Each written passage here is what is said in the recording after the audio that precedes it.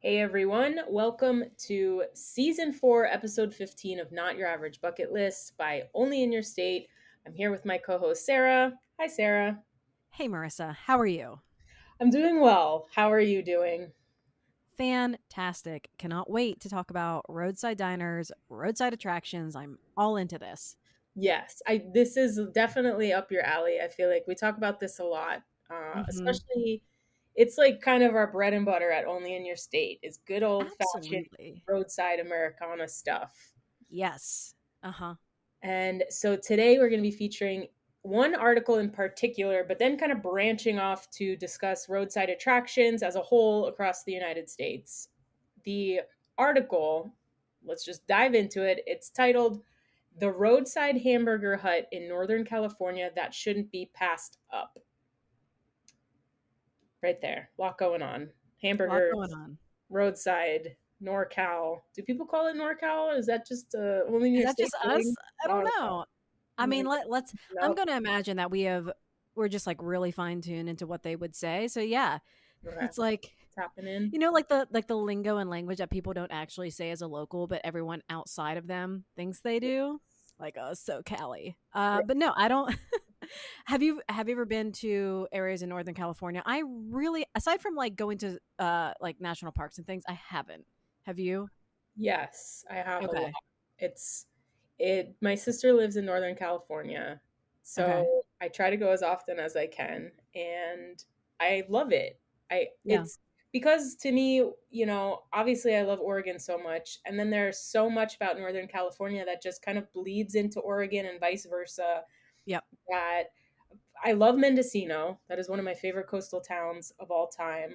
Um and like Fort Bragg is there. I've been to a hot spring in gosh, I don't even remember what it was called.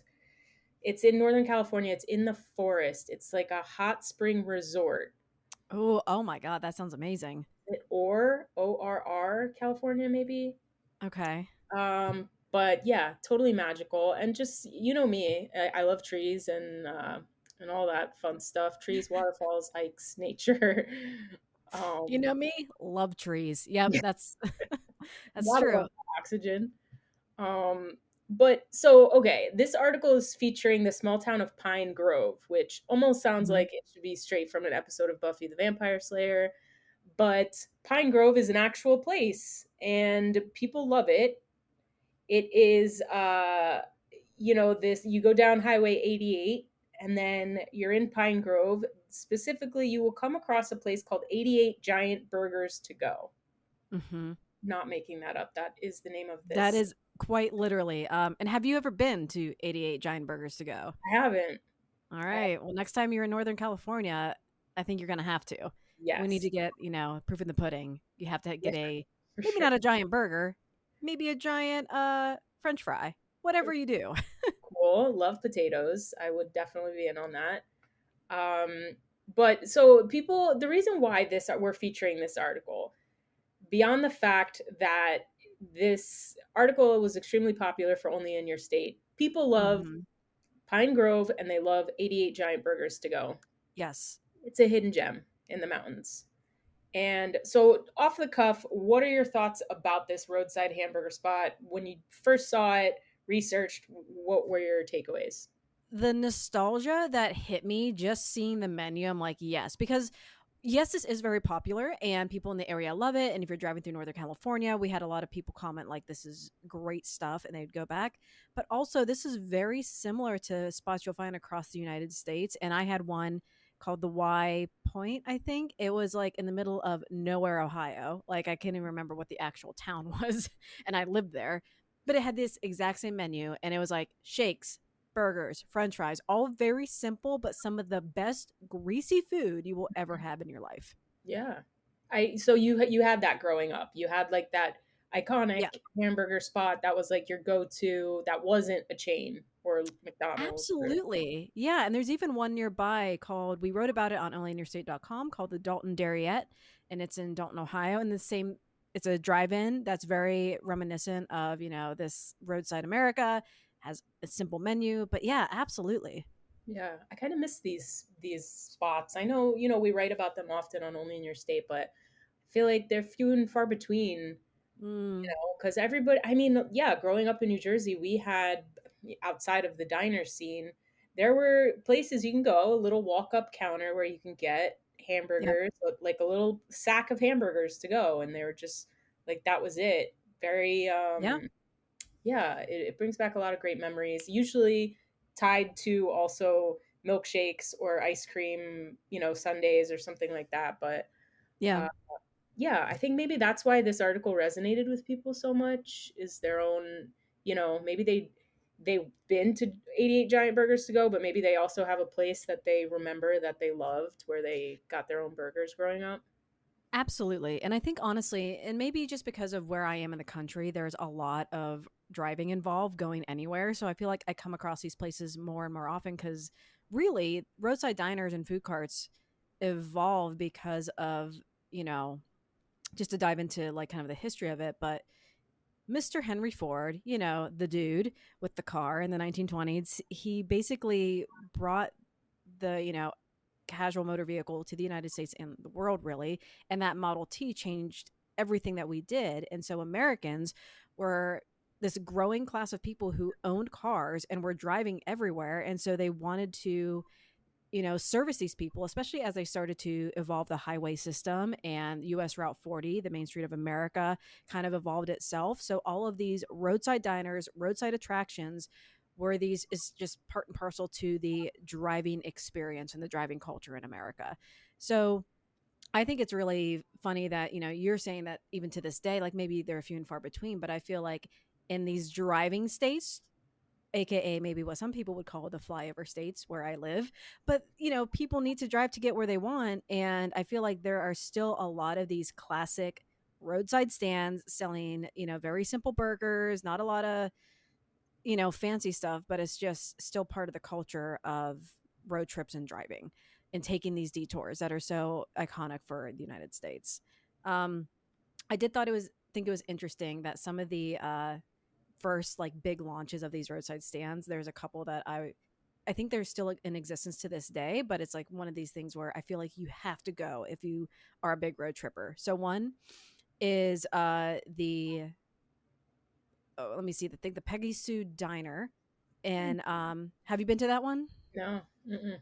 Okay, so that one is it's a halfway point between Los Angeles and Las Vegas. So it's a very like people were making that trip, and it's an iconic road trip, especially out west, because it's what like a 3 hour drive. It's not something crazy. I mean, unless you're coming out of Vegas on a terrible day, which I've done, and it's awful. um, but basically, it's a historic gem where they, dress in these like iconic like outfits, like these serving outfits, and it's all pink and bubblegum, and you're ordering milkshakes and malts, and it's just, it evolved way back when, but it's still there to this day that you can go visit, which is so Cool. fascinating to me.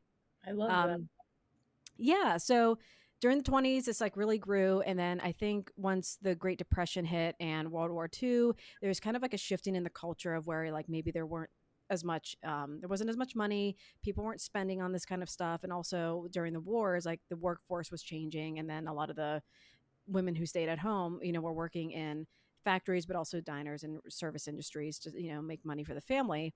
And then there was kind of a dip in roadside culture in the 50s after the war, whenever to your point in New Jersey, like this diner culture really blew it out of the water with like the plush vinyl seats and the neon lighting and all the like trim, like aluminum trim and stuff like that, which I love. Like, give me a good diner, whether it's like fancy and bright or just like dingy and like a Waffle House Fight Club, like either way, I love it.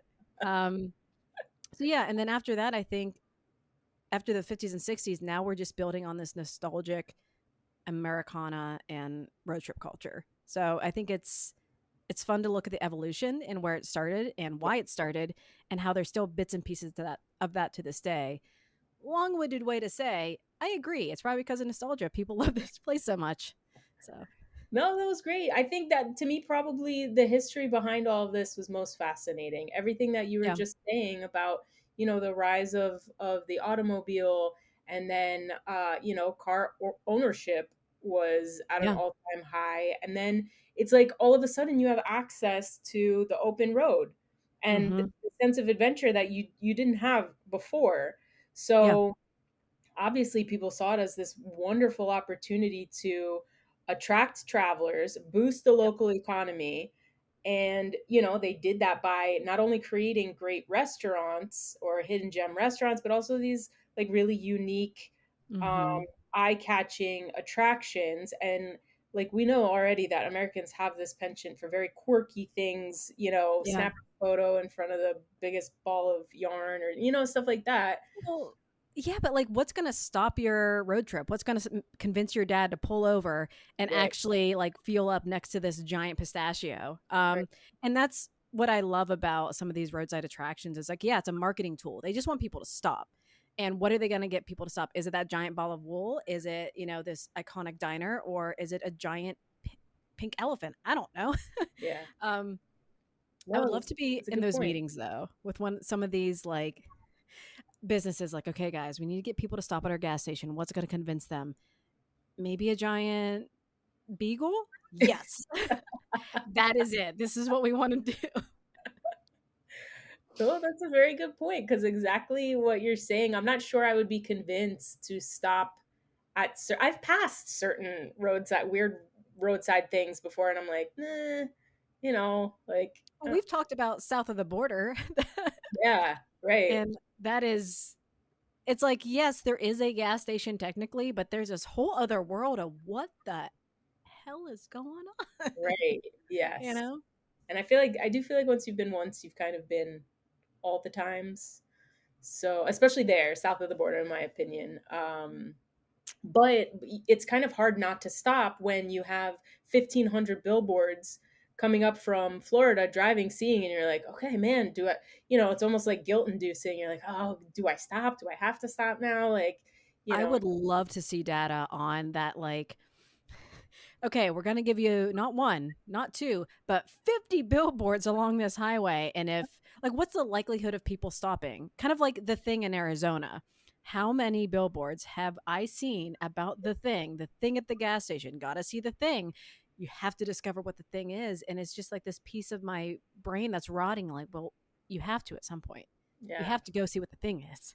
yeah, the manipulation at its finest because, you know, Once you get over 25 billboards, your success rate skyrockets. Like, you're getting everyone to stop. the last one is like, you're a loser who's gonna die alone if you don't see the thing in Arizona. Everyone's gonna know you didn't do this. Your friends are gonna hate you. So while we're on the topic of roadside attractions, do you have any that stand out to you as either ones you want to go see or you think are just fascinating? Like anything pop up?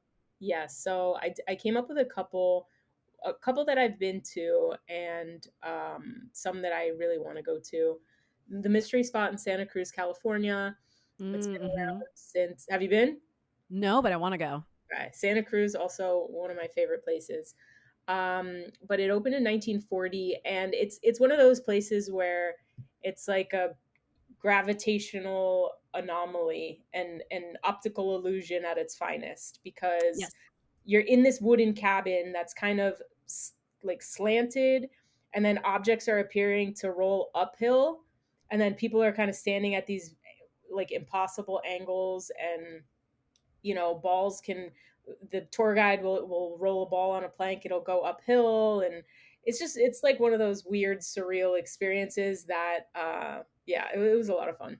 I'm a sucker for optical illusions. I went to Camera Obscura in Edinburgh last fall, and it's just like an entire thing dedicated to illusions, to where you can be in a room and like force perspective to where I look so much bigger than the person I'm standing with. And it's Right. just, I love it. I'm a sucker for it. So yeah, any sort of like mystery spot, Gravity Hill, um, A plus, I would do that. Yeah, yeah, I agree. That was my first time doing anything like that, and it was a lot of fun. And then I didn't know this, in Minnesota there's a spam museum.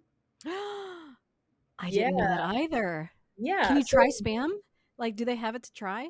So, yes, there's a lot going on at this spam museum. Let me just tell Okay. you, like, first and foremost, and it also was open in 2001. So this isn't like a very, it's not like a Yeah. 1950 kind of thing. but it relocated to downtown Austin, Minnesota in 2016. And the coolest thing about this is that guests are greeted by their tour guides who are called spambassadors. And they provide these guided tours and fun facts about spam. And you explore the history of spam. You have, the importance of its role during World War II.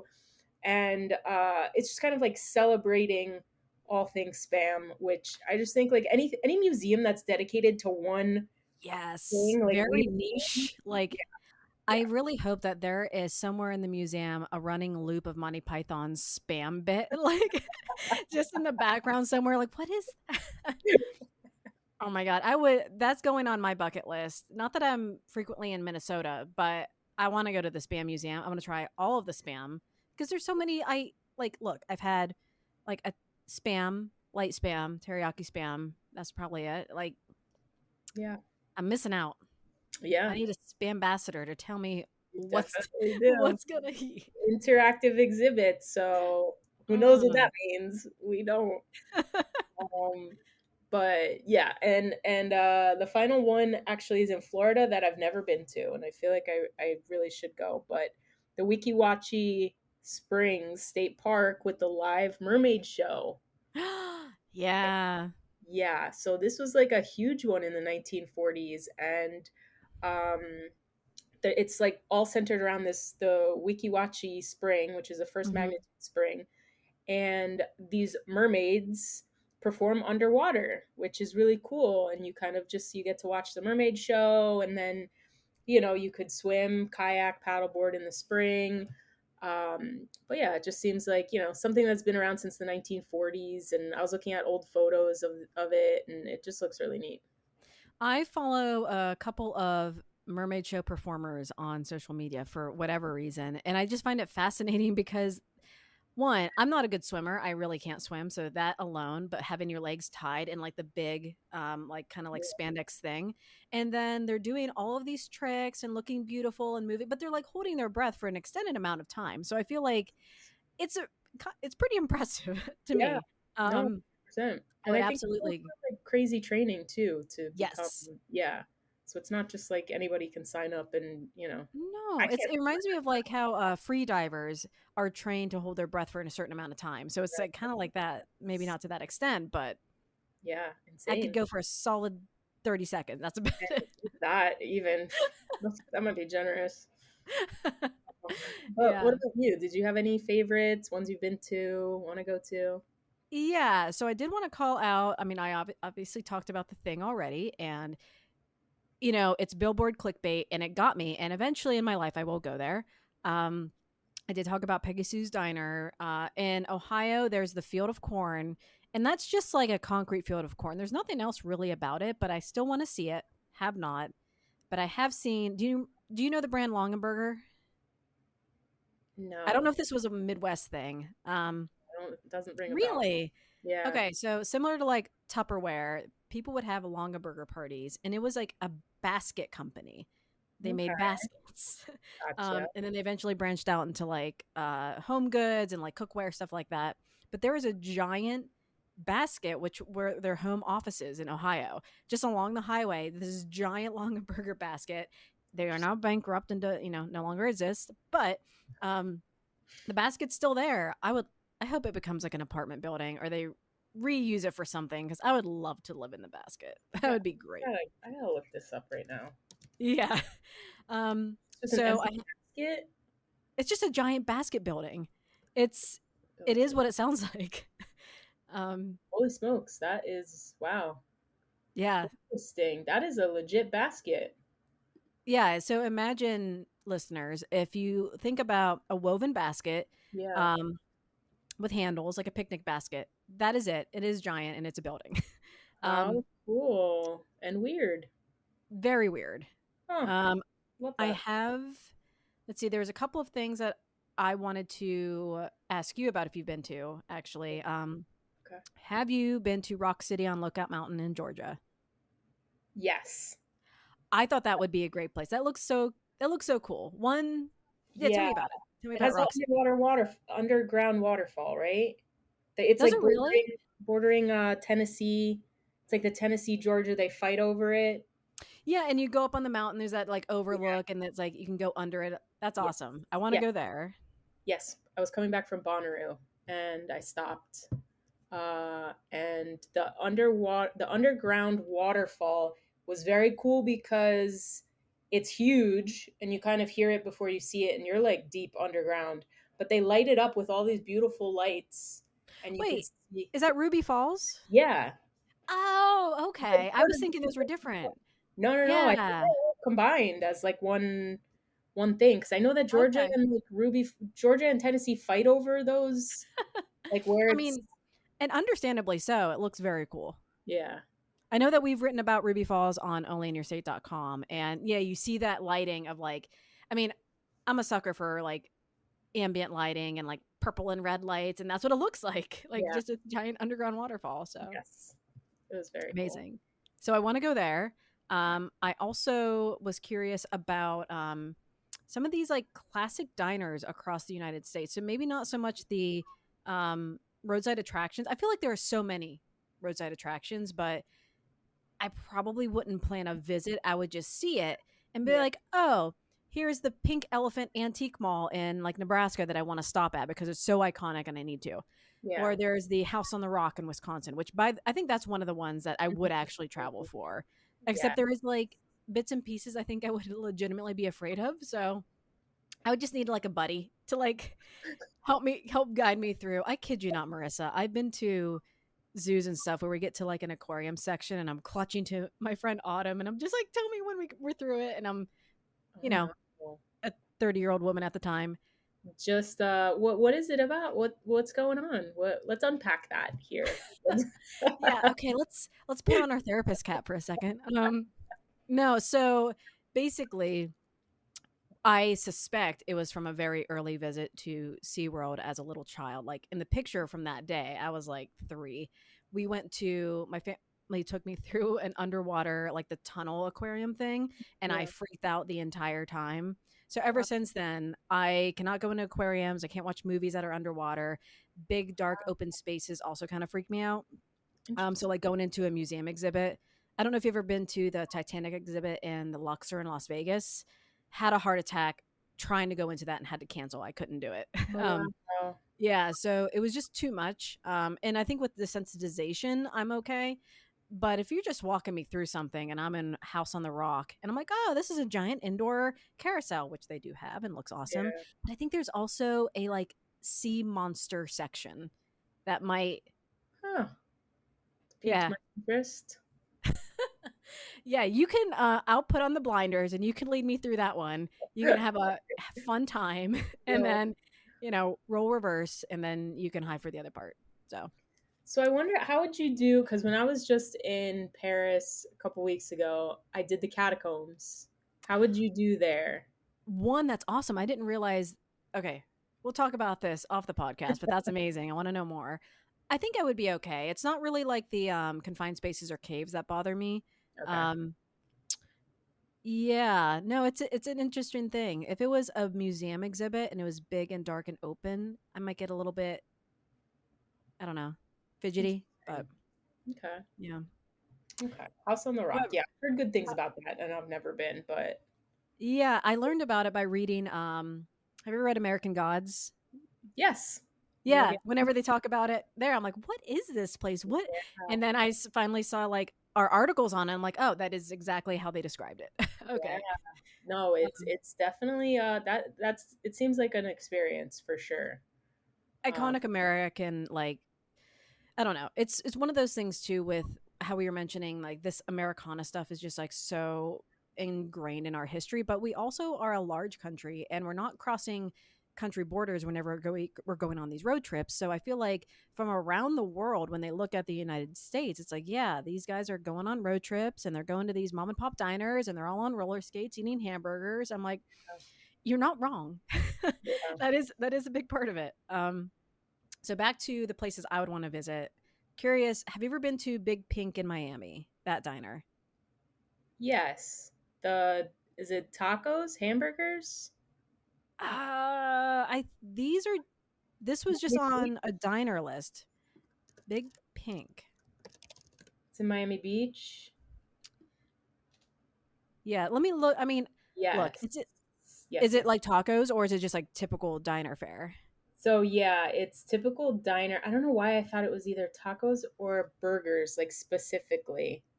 But yeah, breakfast all day, Miami Beach off Collins. It's probably why late night hours. That's probably why I'm struggling to Yeah. remember my visit. But Yeah, so I want to go just like places like that. So that in Florida and then Tops Diner in Harrison in New Jersey. Is that one you've been to? diners, Tops? never heard of it. Mm-mm. Okay. I mean, there's so many diners in one, New Jersey, but two, like the United States. So I just made this little list. So also in Washington, Tweets Cafe in North Bend, which I know we talked about this earlier, was the Double R Diner in Twin Peaks. Mm-mm. So you can go get a slice of cherry pie and just kind of like Cool. relive your Twin Peaks fandom there. Awesome. I've also seen people comment on the Blue Ben in Bennington, Vermont, classic diner, and I haven't really spent much time in Vermont, so I'd love to go back.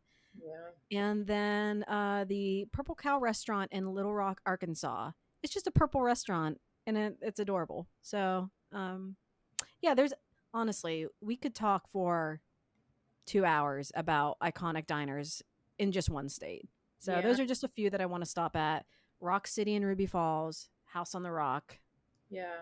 I think that Those are covers good it. ones. Yeah. Yeah. I know we've definitely covered a lot of this on Only in Your State. Oh my gosh, yeah.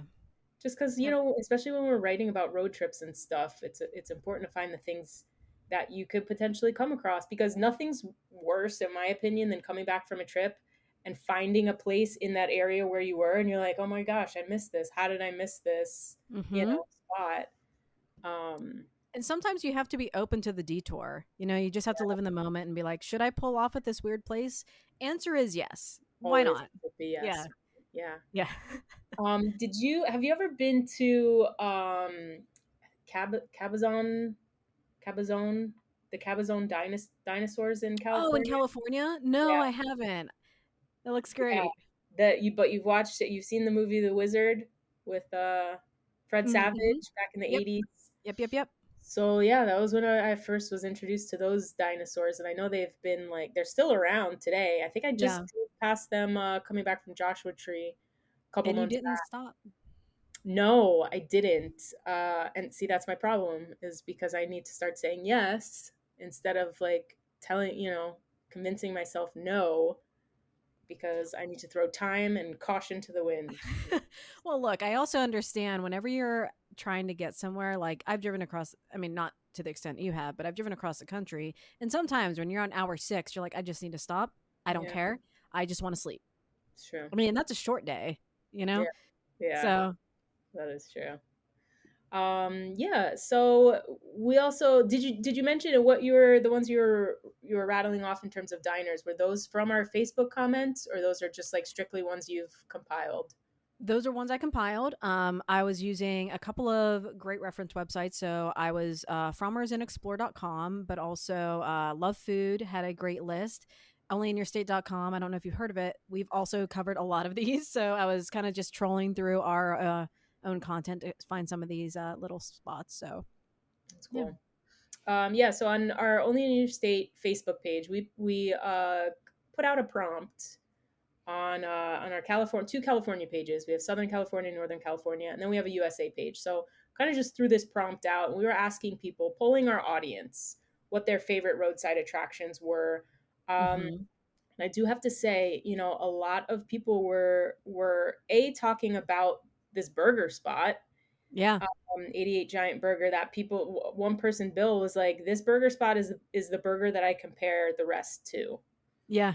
Which I feel like is that's like, that's a wow, big claim. right. And then Sheila was like throwing a curveball, saying, "Go to Pine Grove Pizza instead." I saw that. Yeah. Pizza and burgers in this small town, so that's a yes Is Pine automatically. Grove like a hidden like mecca for these roadside foods? Like, What's funny is because I was looking and I was like, okay, what is it about this area that is people are stopping, and right. it's from people traveling to and from Lake Tahoe that this is a Uh, convenient stop for them. Yeah, so it's kind of, gotcha. they're leaving, they're going, they're like, "Oh, let me grab a burger or let me, break up my drive." Mhm. And how smart to have a really delicious burger place or pizza place. And Yep. also just people are saying that, 88 giant burgers, it's big portions, inexpensive food, Yeah. which I Yeah. that's like quintessential, roadside stuff is you're not going to break the bank. I mean, look, if I'm going on a trip and we just need to swing by for some food and 2 or 3 people can share, like, a fry, and then you're just on your way with some milkshakes, like, Yeah. perfect. Like, Yeah. that's yeah. Yeah. It does sound I yeah. will say there was also a couple other mentions. So I saw Bones Roadhouse. Someone mentioned was also a great spot up the road. The Polka Dot in Quincy, local heroes in Auburn. So just a lot of. I Mhm. mean, obviously this is in the Northern California area, Yeah. so not across the U.S., but some great shout outs on only in Northern California are posts there. So Yeah, there were a couple on the USA one. Kathy said in Huntsville, Arkansas, on Highway 23, it's a place called Granny's Restaurant, okay. and she said that they had the best breakfast and chocolate gravy. What? Is that a Midwestern thing? Is that a Southern thing? I've never heard of that before. Never heard of that in my life. I'm Mm, intrigued, yeah. scared. Um, Is it just like hot fudge or just a different name? right. For, yeah. Or is there a savory aspect like mole sauce? You know, that has kind of like hints of Yeah, chocolate, sort of. true. I don't Interesting. know. I have to do a deep dive after this. I And need to then go do research today, so go out and get some burgers. Also, Lorinda said that Arbuckle Mountain Fried Pies, life changing in Oklahoma. Ooh, okay. Yeah, fried pie. So, yeah, I thought that was pretty cool. But yeah, I do feel like you and I could probably talk about roadside stuff for, a 24-hour podcast marathon if we had to. Um, Absolutely. but was there anything else you wanted to share or wrap this up with? Uh, no, I would say if you're listening to the podcast, say yes to the detour. Go out and find a roadside stop, whether it is a strange thing you can take a picture of, like along a burger basket, or just one of those like little hamburger stops. Take a moment, appreciate it. It's pretty unique to our country, and just gotta appreciate that. Perfect. Couldn't have said it better myself.